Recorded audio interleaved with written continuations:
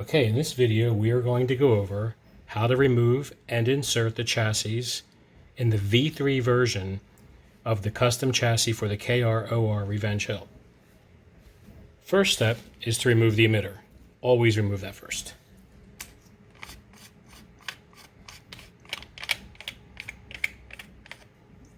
Second step is to remove the retention plunger. And I like to turn it like this so it falls out and doesn't scratch the hilt. There we go. Next,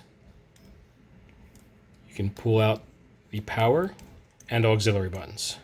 They do need to come all the way out because this 28mm speaker version of the chassis is wide and we need to free up the space. Finally, remove the kill key.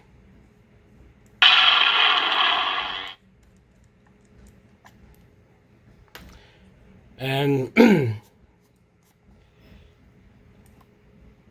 with that kind of a jerking motion, holding your hand here, so in case if it does come flying out, you'll catch it, do that. And you'll see mine moved a bit. Now in this case, my LED bezels aren't shaved all the way down like they should be. I just haven't gotten to that. So I have to loosen mine up a little bit. You won't have to do that if you follow the instructions and shave them down a little bit more. Basically, when the chassis is out of the hilt, these bezels should be completely flush. All right, so it's pulled out, and out it goes. Now, sometimes it doesn't slide out that easy. It's strange. I don't know if it has to do with humidity, temperature of the aluminum, but it's a very tight fit. To make the 28mm speaker work,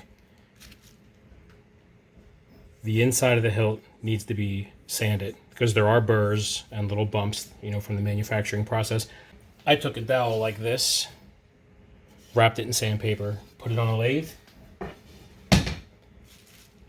very carefully held the chassis in place and spun the dowel, which perfectly sanded inside, and I was able to apply pressure just to smooth it out, real smooth. Now putting it back in, because I did that, you can see how smooth it goes back in. You can see the RCP port. Slide it just so the port lines up. A little bit offset, that's how I like to do it. Then I take the retention plunger and I very carefully put this in just until I feel it touch. And then I take my finger here and without affecting the pogo pins, I gently press and I feel it slide in. And then you can tighten this all the way down. I need to do it again because I missed it. There we go. You can feel it pop in there. So now the retention plunger is all the way down, nice and snug. Nothing's going to move. It's tight. Next step, I do the kill key. And then next, the emitter. Now sometimes your emitter will stop. Don't force it. If it stops, just back it off a turn and then turn it. It will go right on. Okay, now that that's set, you can see here that the tactile switches are right where they need to be. Let's put the power on. And you can see if you look really close, I'll show you on the other button, the shims are on each button. Some buttons require 2 shims, 3 shims, sometimes 4. But what those shims do is when you turn this down, the shims will stop it right where it's perfect for pushing. Nice, clean, crisp button pushes. When you first install this chassis, one of the very last steps you're going to do is, add the shims one at a time. So we'll go over that real quick. You put the first shim on, screw the button in, see where it stands, see how the button action is. If it's too far in, you add another shim. Like I said, I have 3 of these hilts, exact hilts. And on one of them, I had a power button that only needed 1 shim. Then I had a power button that needed 4. Every button's different because of the shaving process. I was very, very careful to try to shave off exactly 2 threads during the installation process and do them all the same. But because we're only human and you're doing this grinding by hand, there's going to be variances. And because of that, you'll need to add a different amount of shims. So once you have all the shims in place, when you take these off, you have to remember what side they were on. Otherwise, it'll be the wrong amount of shims. But previous to the shims, you would have to turn this down and get it to where it clicks. And then if it turned, you'd have to keep turning this every once in a while. And it would stay kind of steady, but the shims are great because you can turn it all the way down. Not torqued, but, you know, nice and snug. And now, perfect button presses. And these really aren't going to turn. Sometimes if I'm doing some aggressive spinning, my hand might come up and hit them and turn them a little bit. You just turn them back down.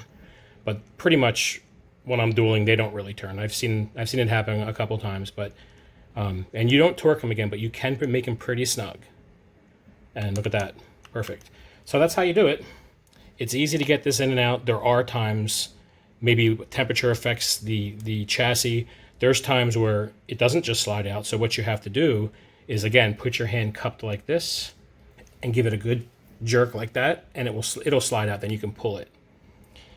I've never had this scenario in all 3 Hilts where chassis didn't come out. So I've had this version, this latest V3 version, in all 3 of my chassis for a while now, and I can always get them in and out. And I do make a lot of font changes, so I'm pulling them out more frequently than you would, or an average person would probably need to pull them out.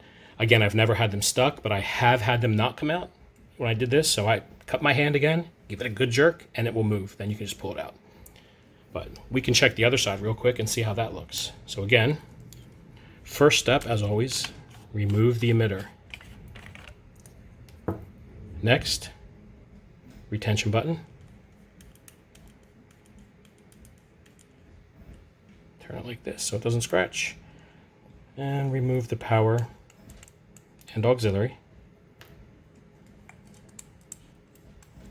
Now at this point, the only thing holding the chassis in place is this kill key. Turn this. That's my custom boot up sound for the Darth Maul font, by the way. Okay, now I have it here. And this one, it did just turn. So either way, I wanted to show an example of when they don't really come out easy, but it's simple. So let's put it back together again. Now that you saw it moves, this will just come out. So we line everything back up. And sometimes you'll be off a little bit and you'll have to adjust it to get the retention plunger to line up with the depression on the chassis. There we go.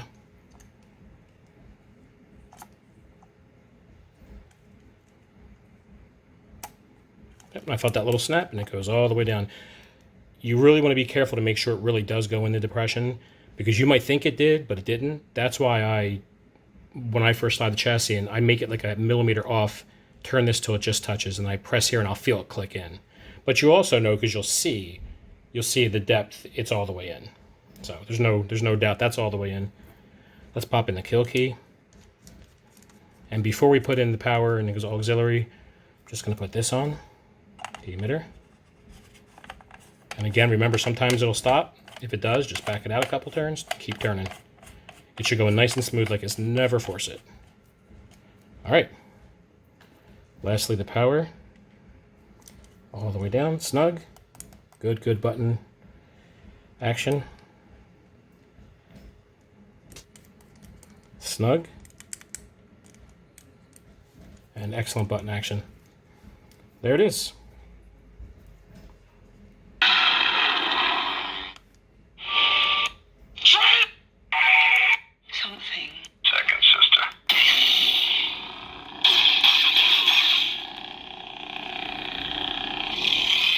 What I do with my kill keys, by the way, is on display, they're turned all the way in, which brings the kill key down and cuts off the power. When I'm just messing around in the house, I unscrew the kill key just so I can turn the saber on. However, if I'm out dueling or spinning, I take these all the way out. If you'll notice, I have a second set of kill keys that have a small shaved off version of the kill key. This won't shut the power off, but it helps guides it in. So I was lucky enough to get an extra set of buttons for my chassis. I have one extra set, so I share this amongst all 3 of my Hilts. But I use these to replace the kill key. So I pull the kill key out and I put this in just so it looks good because we're using these for filming in the future. So now the kill key's out, this saber's active. Rey Skywalker. But I have a button there. Alternatively, you can use these 3D printed buttons while it's on display and not have the kill key in here and just use this kill key. But I don't think anyone really wants to display it with a black button. So, I mean, you could paint it, but... You don't just have power. You have his power. So that's about it. Let me know if you have any questions. I'll be more than happy to help. There's lots of little tips and tricks. I tried to shove as many as I could in here. Just remember, if you're going to go outside dueling... You don't just have power. You have his power. Don't leave it like that because this will probably fly off because your hand's here and you're going to unscrew this. Either you'll screw it back in and shut the power off mid-duel, or you'll knock this off. So the best thing you do is just take this kill key all the way out when you're dueling or spinning. Or alternatively, again, use your silver button without a kill key for dueling, and then use this for the kill key. You do need to have the kill key in when you're not using the saber. It'll drain pretty quick otherwise. All right, let me know if you have any questions. Have a good one.